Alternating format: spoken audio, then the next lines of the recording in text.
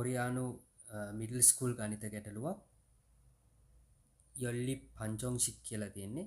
ඒ කියන්නේ සමගාමී සමීකරණ දෙකක් දීලා තියෙනවා. x a කියලා ගන්නලු y b කියලා ගන්නලු. a ධන b ගේ අගය. මේක කියන තරම් අපහසු නෑ. අපි බලමු. නැවත අපි සමීකරණ දෙක ලියාගමු. x ධන 2y කියන්නේ 1 කියලා නම් කරගමු. 2x ඍණ 3y කියන්නේ 9. මේක 2 කියලා නම් කරගමු. මොකද හිතෙන්නේ කෙලින්ම අඩු කරගන්න බෑ නේද? එහෙනම් අපිට පුළුවන් පළවෙනි එක දෙකෙන් වැඩි කරලා ලියා ගන්න.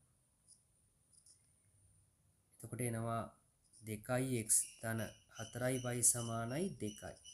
ඒක අපි රෝම ඉලක්කම් 3 කියලා නම් කරගත්තම නැවතත් දෙවෙනි සමීකරණේ පල්ලෙහාන් ලියාගමු.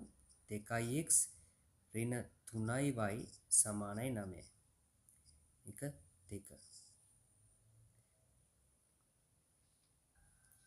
ඊළඟට කරන්න යන දේ හිතාම වැදගත්. දැන් මේ දෙන්න එකතු කරන්න බැරි නිසා අපි අඩු කරමු.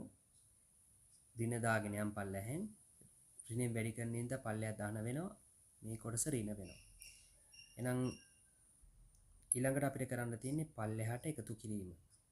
එකතු කරද්දි මෙතන බිඳුවක් එනවා. මෙතන ඔයාලට පේනවා 7y සමානයි ඍණ 7ක් එනවා. y ගියා කියනවා ඍණ 1යි. එහෙනම් අපිට y කියලා ගන්න කිව්වේනේ b ගියාගේ ඍණ 1යි.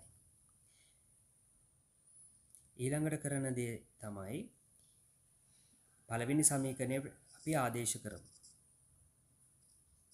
දේශ කියලා ලියාගමු. එහෙනම් පැහැදිලි x එකතු කිරීම ඍණ 1 නිසා y ට අගය ඍණ 2ක් කියලා ලියාගන්න සමානයි 1යි. x එකේ එන වගයක් ඍණ 2 එහා පැත්තට ගියාම ධන වෙනවා. x ගේ අගය 3 කියලා එනවා. එහෙනම් x කියලා ගන්න කිව්වේ a. එහෙනම් එයාලා අහන ප්‍රශ්නේ තමයි a ධන b කියන්නේ. a ධන b කියන්නේ 3 එකතු කිරීම ඍණ 1 පිළිතුර විදිහට එනවා 2යි. ඒකට ගානේ පිළිතුර පස්වෙනි පිළිතුර 2යි.